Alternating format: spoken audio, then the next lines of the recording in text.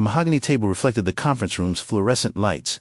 As I slid the prototype across its polished surface, 12 faces stared back at me, men in $1,000 suits who'd flown in from 3 different continents. The lead investor's fingers trembled slightly as he picked up my creation. This thing my own son had called Dad's junk pile just 3 months ago. "Mr. Miller," he said, his voice barely above a whisper, "do you understand what you've built here?" Behind me, I heard my son's sharp intake of breath. For 37 years, he'd walked past my workshop without a second glance. Now his shadow fell across the table as he leaned forward, finally seeing what I've been trying to show him all along. "My name is Henry Miller, and I'm about to tell you something that'll make you question everything you think you know about the space between a father and his son." The garage door groaned, like my knees when I hauled it open that Tuesday morning. October sun cutting. Through 40 years of accumulated dust, coffee steam rose from my mug, mixing with the musty smell of old cardboard and motor oil that had soaked into the concrete so deep it was part of the foundation now. "Jesus, Dad." I didn't turn around. Didn't need to. I knew that tone, that particular blend of exasperation and pity that Michael had perfected over the years, the same tone he'd used when I wore the wrong tie to his law school graduation, when I asked what a podcast was, when I still called his wife's hybrid car one of those electric things. "Morning to you, too, son." His dress shoes clicked against the concrete as he stepped into what he'd dubbed the archaeological site last Christmas. After a few too many whiskeys, everything in here had a story, though Michael never stayed long enough to hear them. The workbench my father built in 1962, the pegboard where my tools hung in the exact same spots they'd occupied since Carter was president, the corner where I'd taught Michael to change spark plugs when he was 12, back when he still thought his old man might know something worth knowing. "Sarah's pregnant." The words hit like cold water. I set down my coffee, turned to face him properly. Michael stood just inside the doorway, still afraid to venture deeper into my domain, still wearing that look that said he was doing me a favor by being here. I started, then stopped, cleared my throat. "That's wonderful news, son. How far along?" 8 weeks. He shifted his weight, expensive leather shoes, scraping against concrete. "We wanted to tell you in person." We, like Sarah, had been part of this conversation. Instead of sitting in their Tesla in my driveway, checking her phone, I'd watched her through the window, the way she always did when Michael came to check on the old man. Never came in herself. Too busy, too important to something. "That's real good, Michael. Real good." Silence stretched between us like a canyon. Behind him, morning light caught the dust motes dancing in the air, thousands of tiny particles that had been my companions longer than most people. I reached for a small device on the workbench, something I'd been tinkering with for months, a little brass and aluminum contraption no bigger than a coffee cup. "What's that one supposed to do?" Michael asked, and there it was again. That tone like he was humoring a child playing with Lincoln Logs. "It's a atmospheric processor. Been working on the compression ratios, Dad?" He held up a hand. "Come on." Those 2 words contained everything. Disappointment, embarrassment, that careful patience he used with difficult clients. The same voice he'd probably use with his kids someday when they brought him a crayon drawing they were proud of. "Come on, what? You know what? All this, He gestured at my workshop. 40 years of projects and prototypes and possibilities. It's time to face reality. You're 72 years old. Maybe it's time to think about moving somewhere with less, maintenance. Less maintenance. Code for a place with white walls and scheduled meals and people who smiled too much and called you sweetie even though they'd known you for 10 minutes. I like my maintenance just fine. Sarah and I had been talking. Of course they had. Probably over their organic salads and kombucha, planning out my future like a weekend trip to the Hamptons. There's a really nice place in Westchester. Golf course, pool, activities. You'd have friends your own age, friends my own age. Most of my friends my own age were taking permanent dirt naps or forgetting their own names. But Michael wouldn't understand that. At 37, he still thought aging was something that happened to other people. I picked up the atmospheric processor again, feeling its weight. 3 months of late nights, of calculations, scrawled on napkins, of ordering parts with my Social Security money because my pension barely covered groceries anymore. Michael saw junk. I saw possibility. "Your mother loved this workshop. Mom's been gone 8 years. Dad doesn't mean she stopped loving it." Michael's jaw tightened. He was late for something. He was always late for something. Billable hours waited for no man, especially not one whose father still believed in building things with his hands instead of moving money around on computer screens. Just think about it, okay? The Westchester place. For the baby's sake, if nothing else. Sarah's worried about bringing a newborn around all this. He gestured again, and I wanted to ask him what exactly he thought was going to happen. Was my soldering iron going to jump off the bench and attack his child? Were my blueprint tubes going to roll over and crush the stroller? Instead, I nodded. "I'll think about it." That single quote's S. Good. He was already backing toward the door, back toward his clean car and his clean life, who was probably wondering, what was taking so long? We'll call you later this week. Maybe we can all have dinner. Talk more about the baby. I'd like that. But he was already gone. The garage door sealing me back into my world of dust and dreams and devices that nobody understood. I stood there for a long moment, listening to the Tesla's nearly silent engine purr to life in my driveway. Then I walked to the far corner of the workshop, to the locked cabinet where I kept my real work.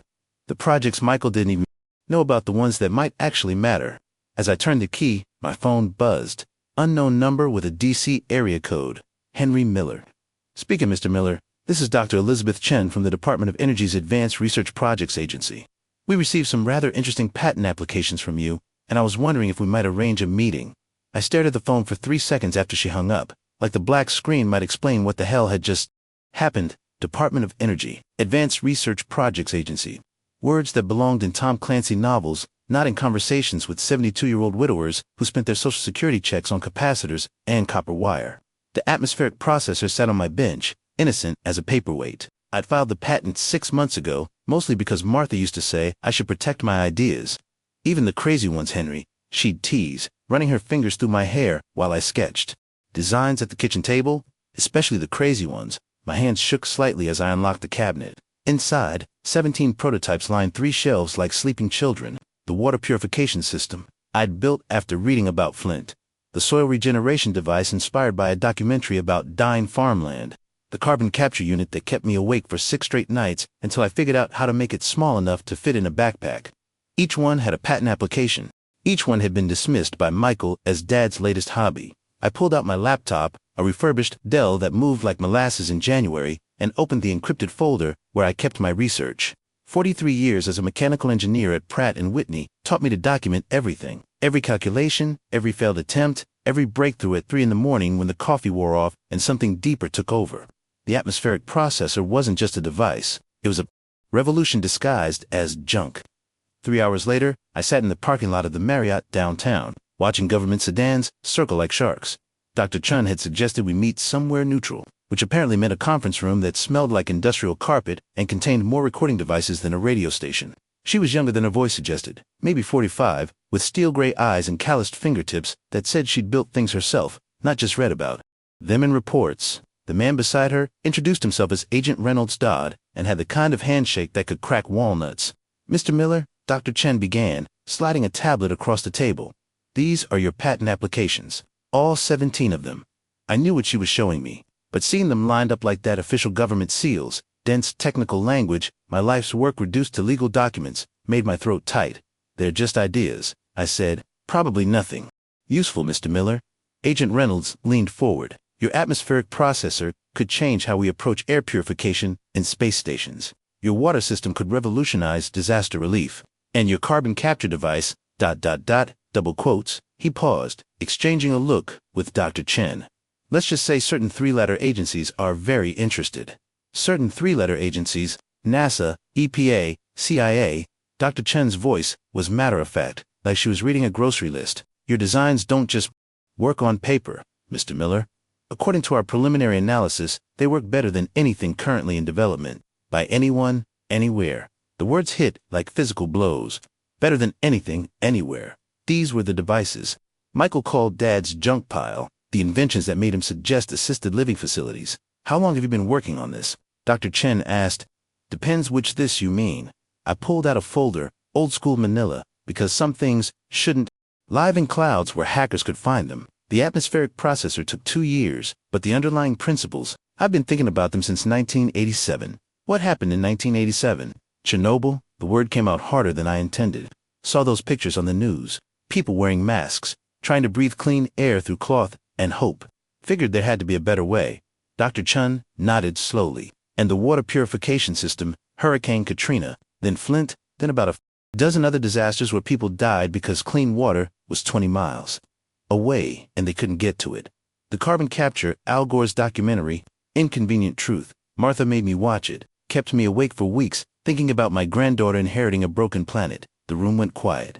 Through the window, I could see the parking lot where my pickup truck sat between 2 government sedans like a wolf among sheepdogs, rust spots and all. It felt more honest than this sterile Room where people in suits discussed the future. It was a commodity. Mr. Miller, Agent Reynolds said carefully, would you be willing to work with us? Develop these prototypes further. We have funding, facilities. What kind of resources? Dr. Chen smiled for the first time. The kind that turns garage workshops into research labs. The kind that makes sure good ideas don't die in patent offices.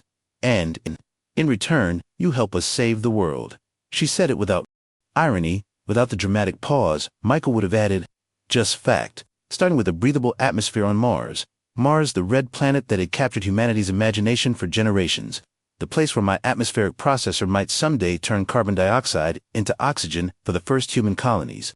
I thought about Michael, probably billing his 200th hour of the week, moving money around for people who already had too much of it. I thought about the baby on the way, and the world that child would inherit. I thought about Martha, who'd died believing my crazy ideas might matter someday. There's one condition, I said. Name it. I work from my own shop, my tools, my bench, my rules. You want my inventions? You get me to. And I don't do clean rooms or corporate policies or meetings about meetings. Dr. Chen and Agent Reynolds exchanged another look, a conversation in facial expressions that lasted 3 seconds and covered territory I couldn't begin to map. Deal, Dr. Chen said, but we'll need security protocols, background checks, clearance procedures. How long? For the paperwork, 6 weeks. For the real work, she gathered her files, stood up. We start Monday. As I drove home, past strip malls and subdivisions and the life I'd built over 7 decades, my phone rang. Michael's number. Hey, Dad, just wanted to follow up on our conversation this morning about Westchester. Sarah found this great virtual tour online, and we thought maybe we could all look at it together this weekend. I pulled into my driveway, staring at the garage door that had kept my secrets for 40 years. In 6 weeks, this place would be crawling with government engineers and security specialists and people who understood that sometimes the most important revolutions began with old men and soldering irons. Actually, son, I said I think I'm going to stay put for a while. Dad, trust me on this one. Michael, just trust me. I hung up before he could argue, before he could deploy that patient voice again. Inside the garage, 17 prototypes waited like sleeping giants, and in 6 weeks, they were going to wake up. The background check took 4 weeks, not 6. Turns out, a lifetime of paying taxes, staying married to the same woman for 43 years, and never even getting a speeding ticket made me what Agent Reynolds called refreshingly boring. The security clearance came through on a Thursday, along with a team of technicians who descended on my garage like very polite locusts. Sir, we'll need to install some additional electrical capacity, said the lead tech, a kid who looked young enough to be checking IDs at movie theaters. Your current setup won't handle the equipment. I watched him work from my kitchen window, drinking coffee that had gone cold an hour ago. They moved with military precision, running new cable, mounting sensors, setting up communication equipment that probably cost more than my house. My workshop was becoming something else, something that belonged to people with security clearances and government expense accounts. The irony wasn't lost on me. For 72 years, I'd been invisible. The guy who fixed things when they broke, who showed up early and left late, who understood how gears meshed and pistons fired, but couldn't figure out why his son looked at him like a relic from a museum of obsolete fathers. Now suddenly, I mattered. Now I was worth protecting. My phone rang. Michael's number. Dad, what the hell's going on over there? Through the window, I could see a black SUV parked across the street, had been there for 3 days now. Different driver each shift, but always watching. Michael must have driven by on his way to the office. What do you mean? I mean there are government plates in your driveway and guys in suits installing what looks like a satellite dish on your garage roof.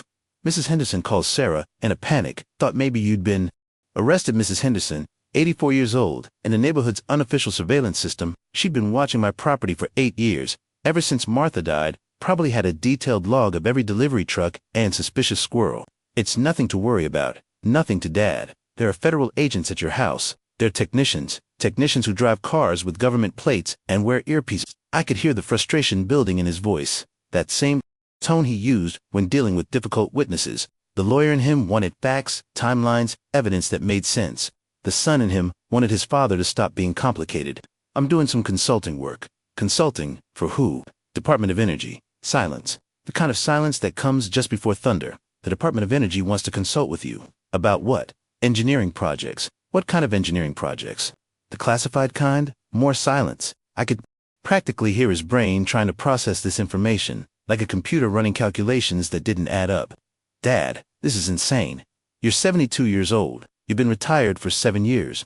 What could the Department of Energy possibly want with what? with an old man who plays with junk in his garage.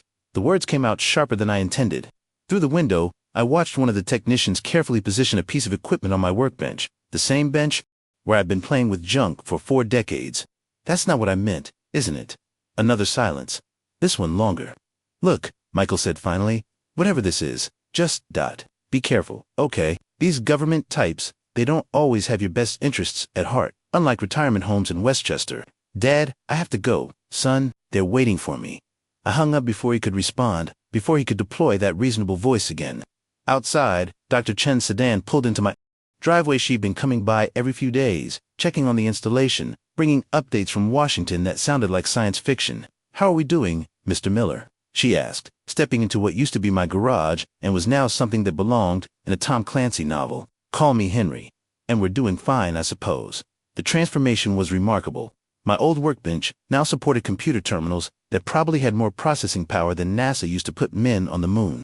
The pegboard where my hammers and screwdrivers had hung for decades now held devices I couldn't begin to identify. Everything looked the same but felt different, like visiting your childhood home after someone else had lived there for 20 years. We've been analyzing your prototypes, Dr. Chen said, pulling out a tablet. The atmospheric processor specifically. Henry, do you understand what you've created here?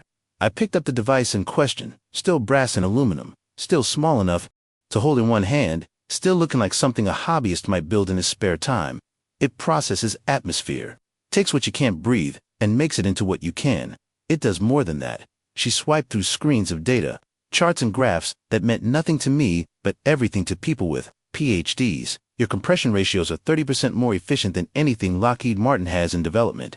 The power consumption is half what Boeing's team projected as theoretically possible. And the maintenance requirements, what about them? There aren't any. This thing could run for 20 years without human intervention. 20 years. I thought about the baby Michael and Sarah were expecting, the grandchild who might someday live in a world where clean air wasn't a luxury, but a guarantee, where disasters didn't mean choosing between breathing poison or not breathing at all. There's something else, Dr. Chen said. We've been getting inquiries. What kind of inquiries? The kind that come from people who pay very close attention to patent applications. SpaceX called yesterday, bowing the day before, and this morning, double quotes. She paused, swiped to a new screen.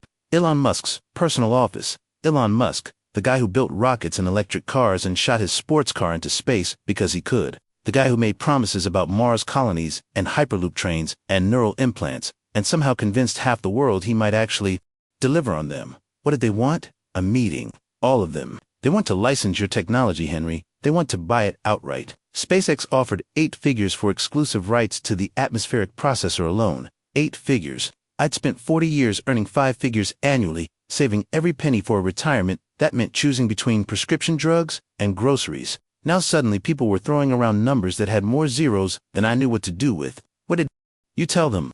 That you're under contract with the United States government. Dr. Chen's smile was sharp enough to cut glass. That seemed to get their attention.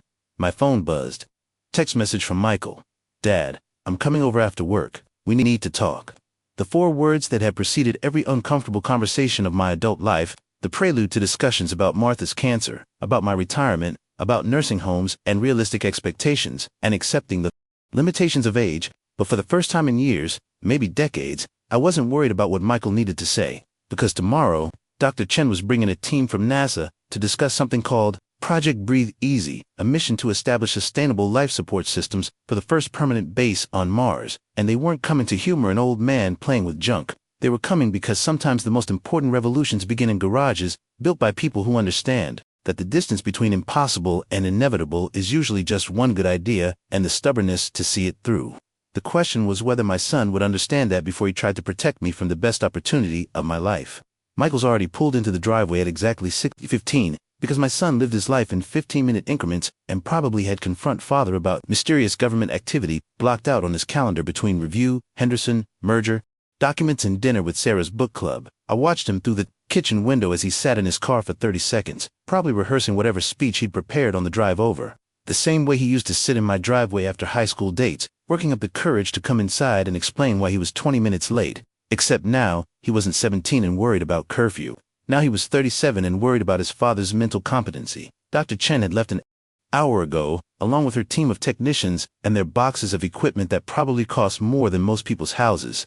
The garage looked normal again from the outside, same peeling paint, same rust stains on the concrete, same collection of coffee cans full of screws and washers that Michael considered evidence of hoarding behavior. What he couldn't see were the sensors now embedded in the walls, the encrypted communication systems, the direct line to a facility in Virginia where people with security clearances higher than small country presidents were analyzing my work in real time. The front door opened without a knock. Michael still had his key, still used it like he was doing me a favor by not making me get up to answer the door. Dad, in the kitchen.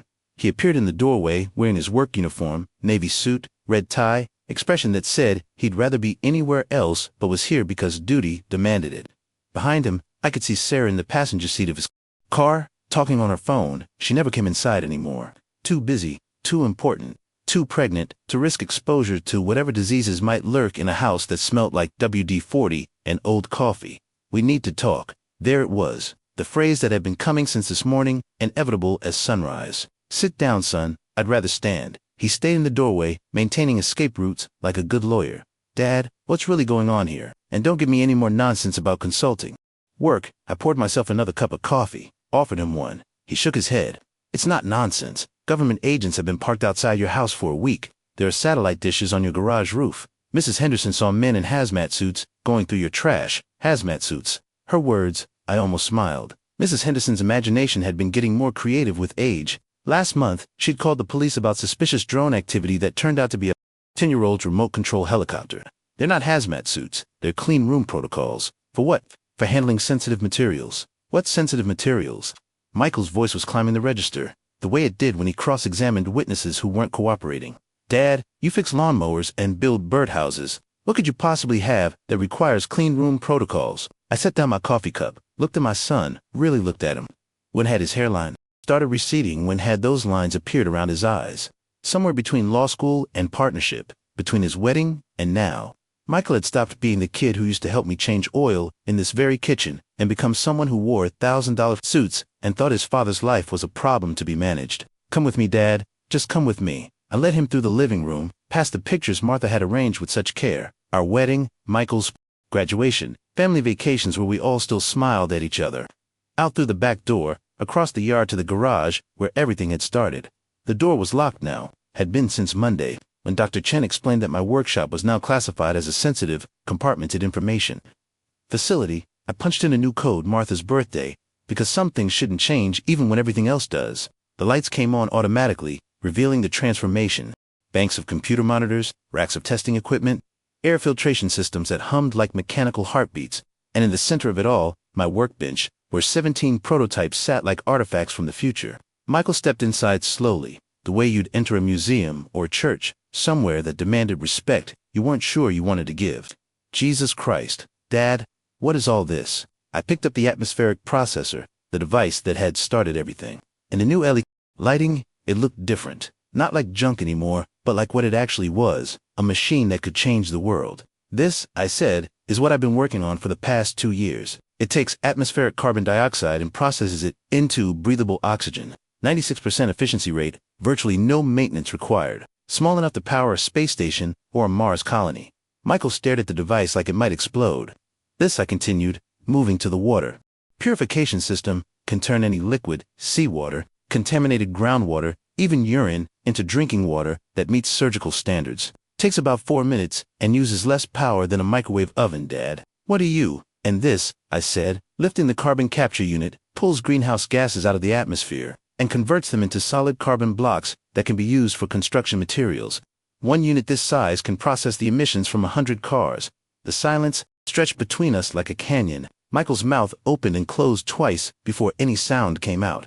That's impossible. No, son, it's not. It's just engineering. But you're just, double quotes. Just what? Just a retired mechanic who plays with junk in his garage. The words hung in the air like smoke. Michael's face went through a series of expressions. Confusion, disbelief, something that might have been recognition. The Department of Energy didn't call me for consulting work, I said. They called because I filed 17 patents for devices that could revolutionize space exploration, environmental cleanup, and disaster relief. Because I've apparently solved problems that billion-dollar corporations haven't figured out yet. Michael reached for the workbench, steadying himself. Why didn't you tell me? Tell you what? That I was working on atmospheric processors. I tried. You called it junk. That I was developing water purification systems. You suggested I move to assisted living, that I might actually know something worth knowing. I shook my head. When was the last time you asked me about anything that mattered to me? You ask how I'm feeling, whether I'm taking my blood pressure medication, if I need help with the grocery shopping. You don't ask what I'm thinking about, what I'm building, what I dream about when I can't sleep at 3 in the morning. Michael's lawyer training kicked in, the way it always did when he felt cornered. Dad, this is crazy. You can't just invent things that change the world in your garage. That's not how it works. Why not?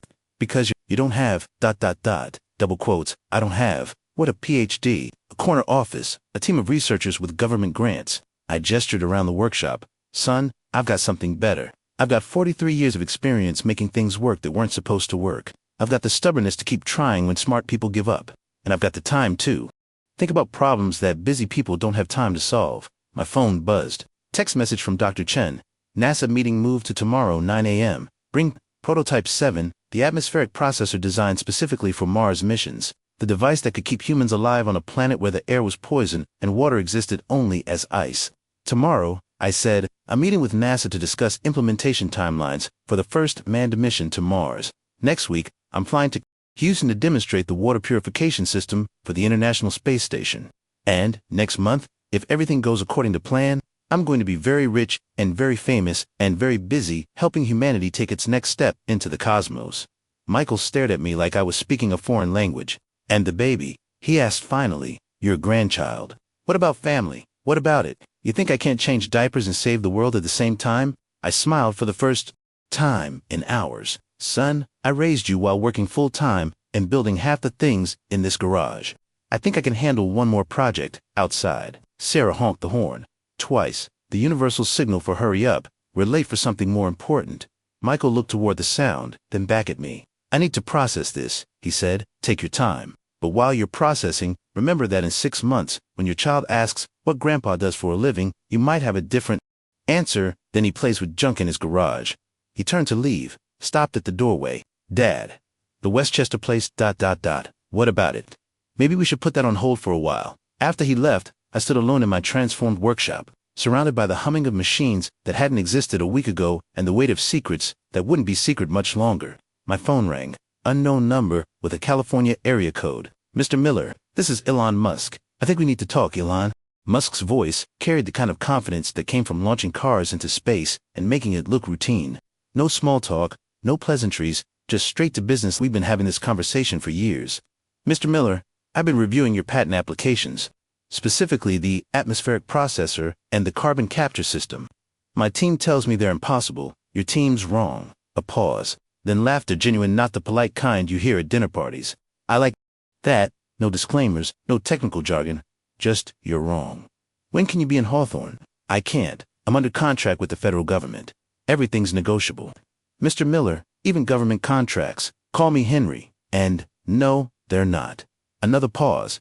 Longer this time. Henry, do you understand what you've built? Your atmospheric processor could cut the timeline for Mars colonization from 50 years to 15. Your carbon capture system could reverse climate change in our lifetime. We're not talking about incremental improvements here. We're talking about changing the species. Changing the species? The phrase echoed in my head long after I hung up, through a restless night of 3-hour sleep cycles and dreams about red planets and breathable air. Morning came too early and too bright. October sun streaming through kitchen windows that needed cleaning. I'd been up since 4, running final diagnostics on Prototype 7, the Mars-specific atmospheric processor that would either make me famous or prove that 72-year-old mechanics had no business playing with rocket science. Dr. Chen arrived at 8:30 with an entourage that looked like the cast of a science fiction movie. NASA badges, Pentagon clearances, and enough PhD credentials to wallpaper my bathroom. They moved through my workshop like pilgrims visiting a shrine, speaking in hushed tones about compression ratios and molecular filtration like they were discussing sacred texts. Henry, Dr. Chen said, I'd like you to meet Dr. Sarah Martinez, Director of Life Support Systems for the Artemis program. Dr. Martinez was my age, maybe older, with silver hair and hands that showed a lifetime of building things that needed to work perfectly because human lives depended on them. She picked up Prototype 7 with the reverence most people reserved for newborn babies. Henry, may I call you Henry? She asked. I nodded. Henry, I've been working on atmospheric processing for Mars missions. For 23 years, we've spent billions of dollars, employed hundreds of engineers, and the best we've managed is a system that weighs 400 pounds. requires constant maintenance, and produces oxygen at about 60% efficiency. She held up my device, small enough to fit in a briefcase, elegant in its simplicity. This weighs 12 pounds, requires no maintenance, and according to our preliminary tests, achieves 96% efficiency. Would you mind explaining how? That's possible. It's not magic, I said. It's just a different approach. What kind of different approach? I walked to the whiteboard I'd installed when the government moved in, picked up a marker that probably cost more than my first car, started drawing diagrams I'd carried in my head for 2 years. The equations that came together at 3 in the morning when the coffee wore off and intuition took over. Most atmospheric processors try to do everything at once, I said, sketching the basic concept: extract, separate, purify, compress, like trying to cook a 5-course meal on one burner. This system works in stages, each one optimized for a specific function. Dr. Martinez nodded slowly. Cascade, processing. Exactly. And instead of fighting the pressure differentials, we use them. The system basically powers itself after the initial startup sequence. The power requirements in your specifications, said another engineer, a kid who looked young enough to need permission slips for field trips. They're impossibly low. Not impossible, just efficient. But the energy has to come from somewhere. Conservation of energy. First law of thermodynamics. The energy comes from the pressure differential between the input atmosphere and the processed output. It's like a hydroelectric dam, except instead of water flowing downhill, it's molecules finding their optimal state. Silence. The kind that comes when smart people realize they've been overthinking a problem that had a simple solution all along. Jesus, whispered Dr. Martinez, it's so obvious. The best solutions usually are. My phone buzzed. Michael's number. Dad, are you home? I'm in your driveway. I looked through the window. Michael's Audi sat behind 3 black SUVs and a van that probably contained enough surveillance equipment to spy on small countries. He was staring at the convoy like he'd stumbled into a movie set. I'm in the garage with the NASA people, among others. Can I come in? Give me 5 minutes. I hung up, turned back to the room full of engineers and government officials who were treating my workshop like mission control. Dr. Martinez, would it be possible to include one additional observer, my son? He's curious about the work. Is he cleared? He's family. Dr. Chen and Dr. Martinez exchanged a look, had one of those silent conversations that happen between people who've worked in classified environments long enough to communicate in facial expressions. Bring him in, Dr. Chen said, but he signs an NDA first. Michael appeared at the garage door 5 minutes later, wearing the same expression he'd had yesterday, equal parts confusion and concern, like he was visiting a relative in the psychiatric ward and wasn't sure whether to be worried or proud. Dr. Martinez handed him a tablet. Non-disclosure agreement. Standard language, but ironclad. Sign it or leave. Michael's lawyer instincts kicked in. He read every line, twice, before signing, with the kind of careful signature that suggested he understood the gravity of binding contracts. Mr. Miller, Dr. Martinez said, turning back to me, we'd like to run a field test. Full atmospheric simulation. Mars environment parameters. If your device performs as specified, we'll be recommending immediate integration into the Artemis mission timeline. How immediate? Launch window opens in 18 months. 18 months. From garage workshop to Mars mission in less than 2 years. I thought about Martha, who'd died believing my crazy ideas might matter someday. She'd been off by about 8 years, but the principle held. There's one condition, I said. Here we go again, said Dr. Martinez's expression. I go with it. Excuse me, the device. If it's going to Mars, I want to be there to see it work. Dead silence. The kind that comes just before very important people start explaining why very old people can't go to space. Henry, Dr. Chen said carefully, the physical requirements for Mars missions are less stringent than the requirements for 43 years of manual labor at Pratt and Whitney. I'm 72, not dead. I can pass whatever medical exams you throw at me. Dad, Michael said, speaking for the first time since entering the garage, that's insane. Why? Because old people aren't supposed to do interesting things. Because space travel is dangerous. So is crossing the street. So is getting out of bed every morning. So is living your whole life playing it safe because someone else decided you weren't brave enough to take risks. Michael stared at me like I'd just announced my intention to become a professional bull rider.